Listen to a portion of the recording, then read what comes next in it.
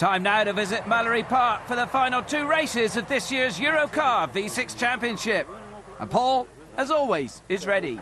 Mallory's not the biggest of circuits, but it is known as the friendliest. It deserves a big microphone, nevertheless. Now, let's catch up with Steve Dance, who secured his second Eurocar V6 title on the bounce. How does he feel about it?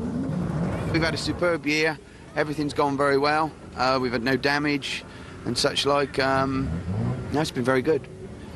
Rick Lemon in red 25 and Pete Faulding in car 36 have battled all year for round after round behind the champion Steve Dance.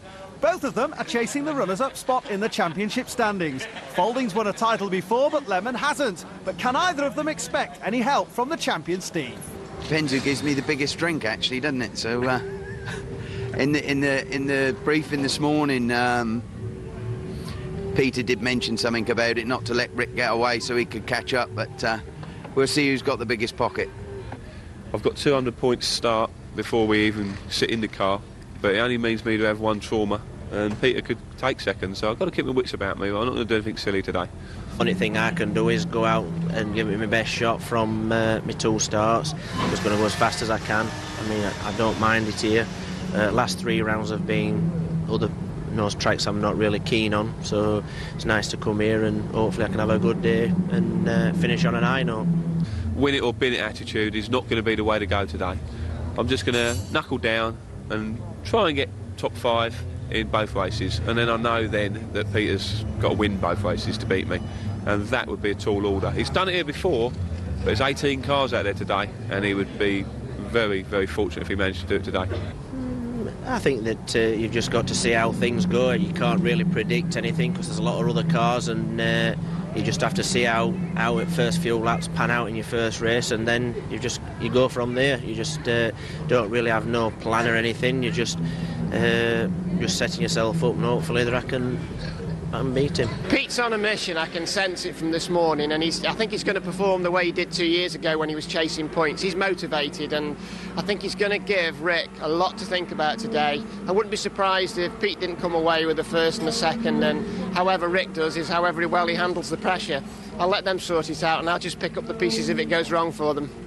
Well, we'll see, won't we? But the Mallory Mile Oval is where we play host to the final 2 races of the 2000 V6 Championship year, and the draw for grid position sees Pete Faulding line up on the front row, Christian Dick drew pole position, and they're right back in the pack is Faulding's arch rival this weekend, Rick Lemon. Now, talking of arch rivals, as the pace car pulls off, no love lost, of course, between Paul Sheard and Rick Lemon, and they will want to find their own parts of the track to play on. We come towards us, and the lights go green. It's a cracking start from the front by Pete Faulding, but equally Christian Dick gets down the inside. The 2 touch as they clamber through turn 1. Everybody makes it safely through, including at the back of the field Rick Lemon, but there a very sideways Pete Faulding in second place.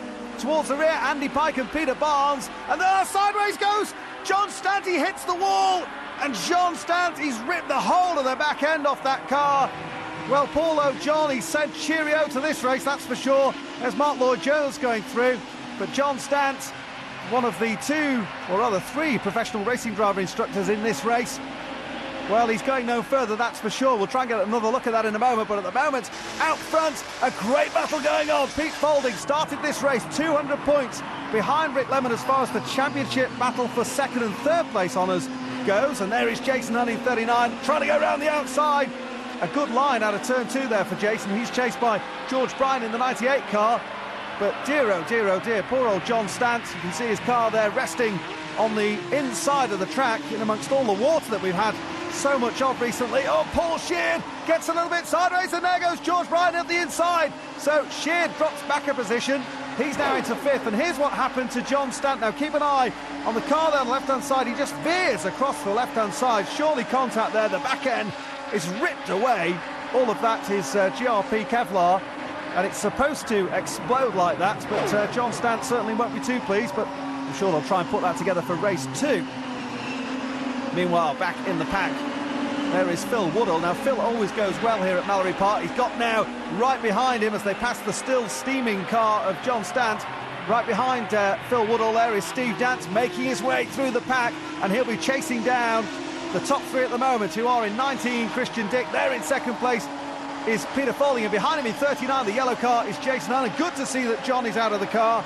As John Stamp being checked over by the marshals, they want to make sure he's happy. But Christian Dick is very happy at the moment. He's out front and leads this race. Not so happy, I suspect, although taking it very easily is Rick Lemon.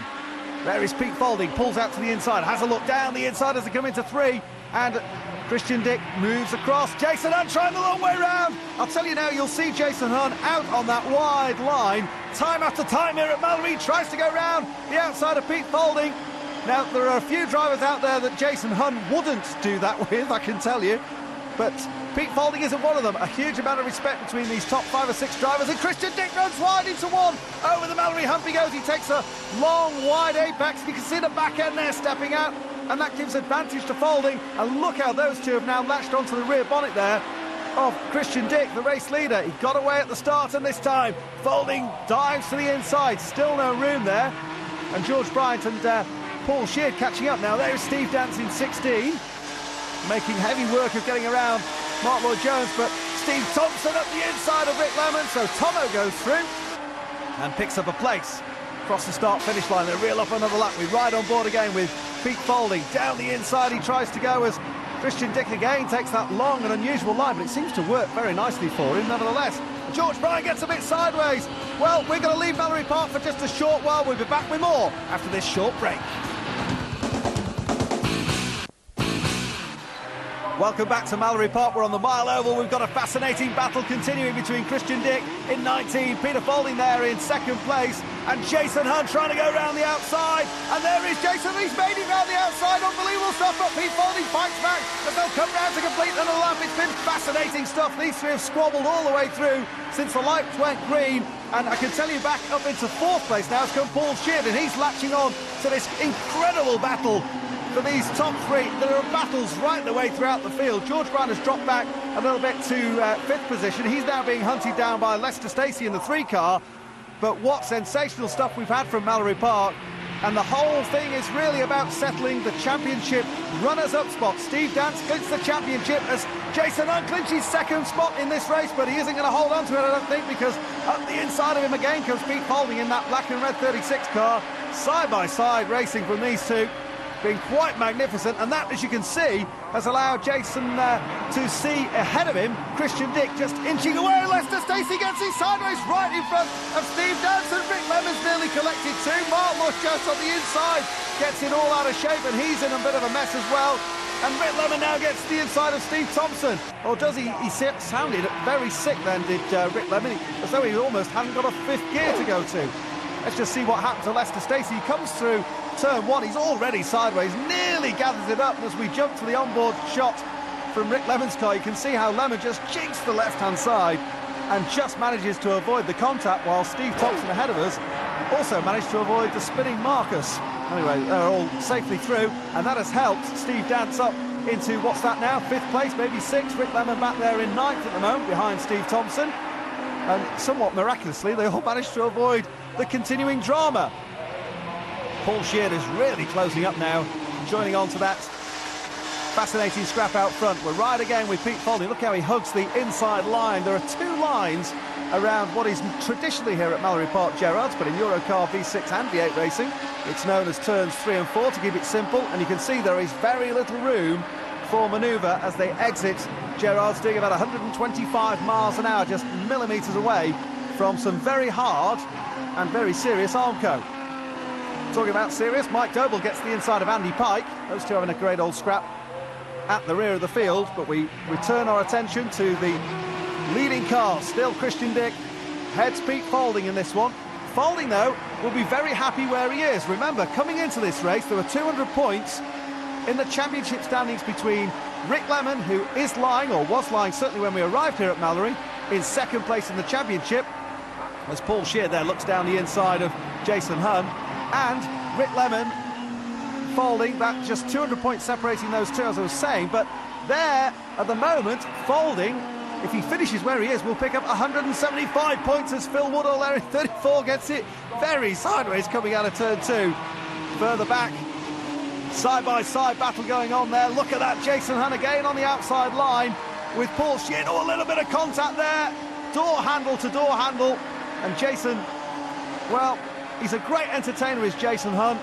been in Eurocar since day one. And here a challenge for the lead again as Faulding tries to get to the inside of Christian Dick. Christian close to the door this time. He's not going to let him through, that's for sure. And you can see how Faulding holds his head over. Oh, Andy Pike, hold on, you're going for a ride. And that will allow Rick Lemon to sneak on through. Well, you may remember Rick Lemon saying that Andy Pike, look at those two, still at it, and there's contact there, and Jason Hunt's heading for the wall. Dear, oh dear, that's a huge impact for Jason Hunt. He hit the tyre wall very, very hard indeed. Well, hearts in our mouths here as we look on, just looking for some movement in the car there. Let's hope that Jason is okay. Steve Dance, as a result of that, moves up to third place. But Jason Hunt is out, he's dragged out by the marshals. Well, not surprisingly, red flags, yellow flags for the incident and red flags, but Jason Hunt walking away from that massive impact. And Tony Paxman stops to give him a lift. Well, fair old play, Tony Paxman, but here's what happened. They got into each other. Jason on the wide outside line, you can see the car accelerates, it hits the grass, and then bang into the tyre wall. And fortunately, it just managed to get some air there, it looked as though. And Jason up on his roof. Well, here's the angle looking at Paul Sheard. He gets completely sideways. Jason catapults off towards the tyre wall. Paul Sheard, meanwhile, just kisses the barrier and manages to rejoin. Meanwhile, Jason Hunt's on his roof. Well, you can see the damage there to the front right corner of Jason's 39 car. A lot of work to do on that, and I don't suspect that that'll be out for the second race. Well, as they take Jason's car away to the scrutineering bay where they'll just check it over and deliver it back to Jason and his team to do whatever work they can, if indeed they can resurrect it. Let's just check out the result of the race. Now, it was counted back one lap, so Paul Sheard gets third place ahead of Steve Dance, who's classified fourth. The win, though, goes to Christian Dick, with Pete Faulding second, and look at Rick Lemon down in ninth. Hard work all the way through. Pete put me under a real lot of pressure, and I was hoping that Jason would try around the outside. He's always a good tryer, Jason, and he did, and I thought that would be my chance to get away, and I just couldn't. I couldn't get enough ground in between myself and Pete, and he just kept coming back. He was quick enough to have a good go, but you know, I think just thank God that Jason did go off and they put the flags out, stopped the race early. I'd had a couple of attempts up at this end here into first bend, and I thought, no, last couple of laps, and I was going to be having a dive for either inside or outside, and as it turned out, there were no more laps. So I didn't want to start messing too early, because then Steve would catch up. So I just thought, if we can keep running like this, I'll just stay where I am and take a dive later on. Starter settled it for me. So he put the reds out, so there are 2 laps to go. So that's how it goes, isn't it? Just sums my season up.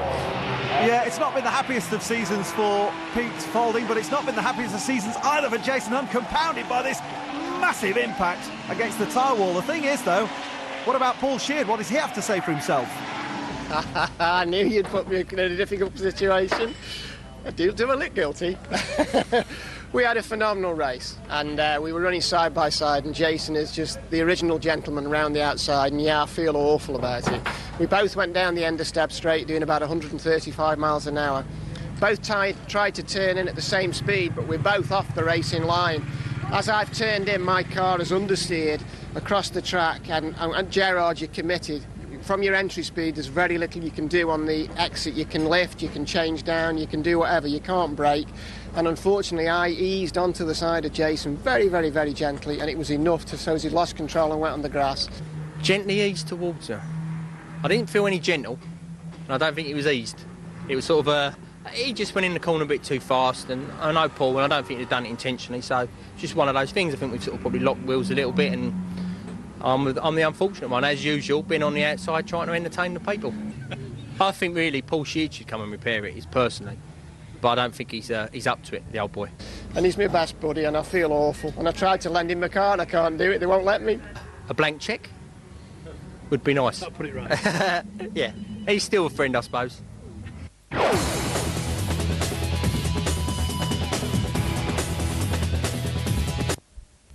Bigger than those. God, blimey, this is a heavy one. Well, if push comes to shove between Tommy and Matt over the roof of the summer house, I'm sure they'll win. Mallory Park is the scene yet again for the Eurocar V6s, and it's all about deciding who will make second place in the championship. Rick Lemon and Peter Faulding continue to do battle. win it or bin it attitude is not going to be the way to go today. I'm just going to knuckle down and try and get top 5. I'm just going to go as fast as I can. I mean, I don't mind it here. Last 3 rounds have been other nose tracks I'm not really keen on, so it's nice to come here and hopefully I can have a good day and finish on an high note. Pete's on a mission, I can sense it from this morning, and I think he's going to perform the way he did 2 years ago when he was chasing points. He's motivated, and I think he's going to give Rick a lot to think about today. Well, of course, Pete Faulding has already sealed 1 championship in the V6s a couple of years ago. Will he finish 2nd or 3rd in this year's campaign? Well, Rick Lemon hopes he'll finish in 3rd because Lemon wants 2nd spot. So Andy Pike brings the round on the pace lap here on the mile oval at Mallory Park. On the outside of him is Peter Barnes. The lights are off. On top of the pace car, Rick Lemon starts from the 2nd row. He's got the inside position. Steve Thompson's also in there. The engine notes beginning to rise, but Andy Pike must control the pace. That's the view that Peter Faulding has. And there the Union flag. We are underway with the final race of the season. Mike Doble looking out down the inside of the 5 car, but into turn 1 they go, and Andy Pike gets the break he wants. Peter Barnes running wide, and who's there but Steve Dance in 16 trying to pick up positions. Well, a good clean start. Everybody gets through. There at the back in the brass car is 19, Christian Dick, and they hammer their way down the backstretch here at Mallory Park, hitting 135 miles an hour. Pike leads, already up into 3rd place, ahead of the man we ride with, who's Rick Lemon. There in 16 is Steve Dance, but Andy Pike brings them round. Barnes in 2nd, everybody else pretty much safely round. Mark Lloyd-Jones has got his car sorted. There's contact at the back there, and Jones spins. There's contact again. He's hammered into the pit wall. Everybody anchors up, and Pete Faulding, my oh my, how on earth did he manage to keep out of trouble from that one? Well, there's debris everywhere down on the front stretch. Jason Hunn in 39 on the inside there of Christian Dick. He was involved in that, but they seem to be okay, and that is a very second-hand looking V6 of Mark Lloyd-Jones. Well, they've all managed to avoid it, the leaders. Round they come to complete the lap. Oh, and the marshal's waving here. The marshal's waving to slow them down. There is Paul Sheard.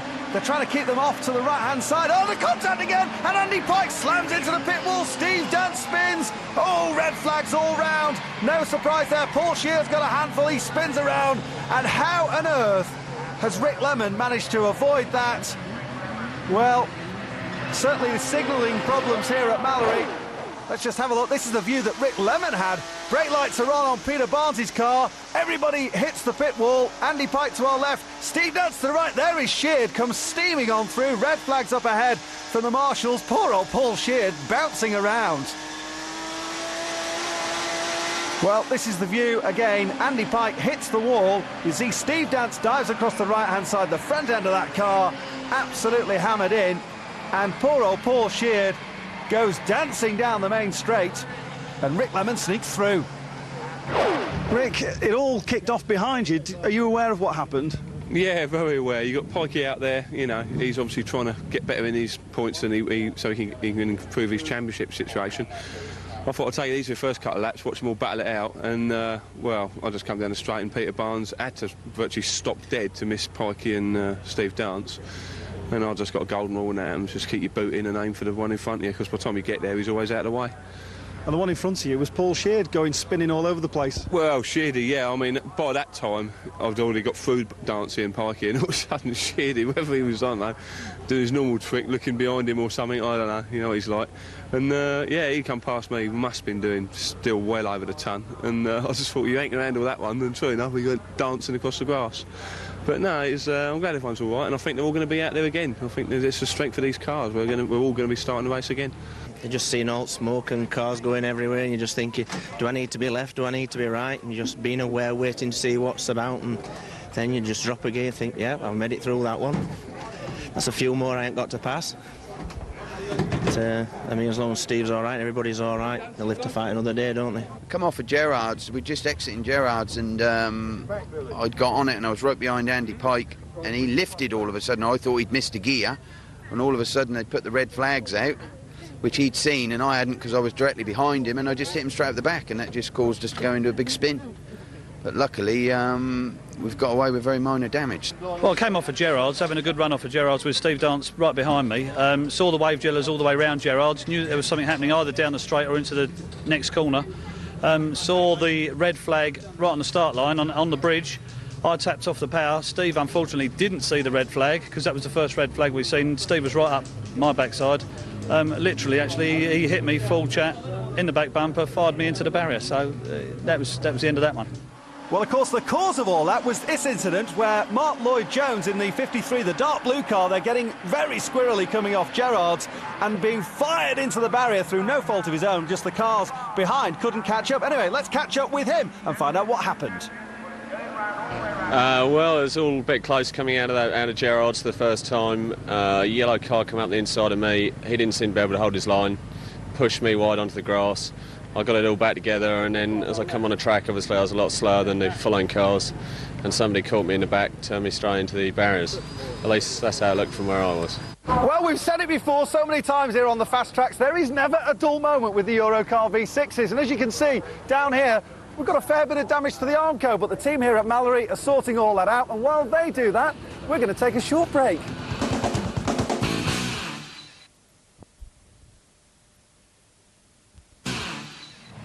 Welcome back to Mallory Park in Leicestershire. While you've been away, there's been a huge amount of rebuilding going on. You can see that we're about to get a complete restart. The pace car lights have gone out. Andy Pike and Peter Barnes ahead of us. Rick Lemon has taken the restart as well. So too has Steve Dance. Just shows you how strong these V6 machines are. They all run with 2.9 litre engines, kicking out about 230 brake horsepower per piece. Now then, let's see if we can get a couple of laps in, shall we? They inch their way towards the starter's gantry. A rolling start again, of course. Andy Pike will want to get the break again. So too will Rick Lemon. It's all about who will score second place in the championship. And away we go. We're right on board here with Rick Lemon. He's one of the men who is desperately keen to clinch that runners-up spot. But right the way back of the pack in 36, just going through there. Oh, Tony Paxman spins. Pete Folding just gets through. So too does Phil Woodall. Lester Stacey's on the grass. We got bodywork and debris absolutely everywhere, but here's the other man we were talking about, Peter Folding, 100 points behind Rick Lemon coming into the final race, and we're right on board now with Lemon. Fourth spot for him. All he's got to do really is finish ahead of Peter Folding. That is all Rick Lemon needs to do to clinch that. Come on, and he slows. Rick Lemon slowing down. Rick Lemon's got a problem. He'll be passed here by Peter Folding on the front stretch, and Folding absolutely gunning the engine. There is Steve Dance going through, Mike Doble there in fifth. Oh, and another spinner is John Stant, and taking with him a friend of his, Paul Sheard, who gets it on the grass. Well, Sheardy can't affect his position, but look at this. Peter Folding going past the man who was also involved in that massive incident, or at least trying to. Mark Lloyd-Jones on the outside in 53. Folding's got the inside line. The race leader is Andy Pike. Behind him, Peter Barnes. And there is Steve Thompson. Tomo going for the second spot. He's got to the inside. Dance there in fourth. And we're back coming across the start-finish line with Pete Folding. Well, what is going through Folding's mind? Because Rick Lemon has slowed. Desperate misfortune. And there is Lemon on the backstretch. The red car on the inside there. That is Rick Lemon being passed by all of the leaders. And in a moment, he'll be passed by Peter Folding. There he goes. And Folding, surely now all he has to do is to finish this race. He needs to finish it in something like 8th place or better, because Rick Lemon will score some points for having started this race, but clearly he's not going to score any points for finishing it. There are 200 points up for a win, 175 for second and 155 for third place. Now, how high is Folding going to get at the moment? Oh, and Andy Pike's got it all out of shape as well. Andy Pike looks to be slowing. Oh, that's why. Look at that front right wheel. Looks like a bottom arm or something has collapsed on the suspension. So, well, no driver in the final race of the season likes to pull off and not finish. But at the moment, it's turning into be a race of attrition, isn't it? So Steve Thompson leads, a newcomer to V6s in the 2000 season, did Legends previous to that. Well, we're riding on board here with Peter Folding, and the field closing up. And the reason they are closing up is because we've got a caution on the racetrack. So yellow flags flying, and that means that that man there, Peter Folding, who is up to 5th place now. Well, incredible stuff, isn't it? He tucks in behind Mike Doble. You can see Andy Pike's car there on the right-hand side, and there is the black and yellow flag that signifies the full course caution period, and that's because they want to move that car on the left.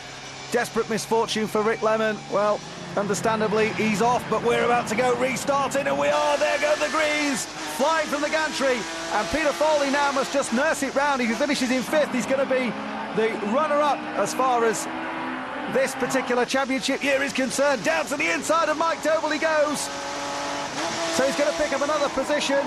Steve Dance, the champion, of course, can't be caught. He's in second place at the moment. He's got Peter Barnes tucked in behind him. And there goes Faulding down the inside, and Dance lets him through. Steve Dance just moves over and leaves a huge yawning gap. Oh, Dance has got a problem. Dance pulling off. He's gone slow. Oh, there's a problem for Steve Thompson as well. Look at that, the axle dragging on the ground. Well, what an absolutely hugely eventful race. As a result of that problem for Steve Thompson, the new race leader is there and takes the checkered flag. Peter Faulding wins the final race of the season. And that means that with that victory for Faulding and the 200 points, that's going to help him out as far as the championship's concerned. We'll look at that in a moment. Christian Dick takes second ahead of Peter Barnes, with Mike Doble fourth and Paul Sheard back in fifth place. Blimey! It's great to finish on an high. Last year, well, the last time I raced V6, I won the championship and finished about 10th or 11th in my last race, and it just didn't feel like you'd won it. With a bit of an anticlimax, whereas today I've only come second in the championship but won the last race and won it in style, and I think that it just gives you a bit better buzz than finishing third or fourth in a race and winning a championship. Well, a high on the emotional spectrum there for Peter Faulding with that victory. But what about poor Rick Lemon, who apparently has got something to say about Steve Dance's manoeuvres? I know why he done it, because at Alton Park when we was racing there, and it was on that showed it quite well on the Sky, didn't it? I was pushing him up the straights, because sometimes your gearings are different. He pushed me up the straight, my gearbox blew a bit. But I know he's won as well, but it's a bad way to lose second in a championship, there's no doubt about it. And when you think of it, it could have gone to the wire today as well. But what can you do, you know? You just got to laugh it off, ain't you, and just think, well, there's next time, isn't there? And apart from that, Peter drove a storming race, mate. You know, from the back of the grid to win it. All I have to do is finish 8th, which I could normally do with 3 wheels on the car. But I can do it with 3 wheels on the car, but no gears. Oh, Rick's blaming me again because he didn't finish that race, because I picked him up going out the back straight to help him along a bit, and he says his gearbox went. Oh dear, controversy to the last. Well, there is Steve Dance confirmed as champion. Peter Faulding takes the second slot in the championship battle with Rick Lemon, a very credible third place. Paul Sheard is fourth with Christian Dick fifth and Mike Doble in sixth. What a year it's been. Well, there is Steve Dance, the celebration.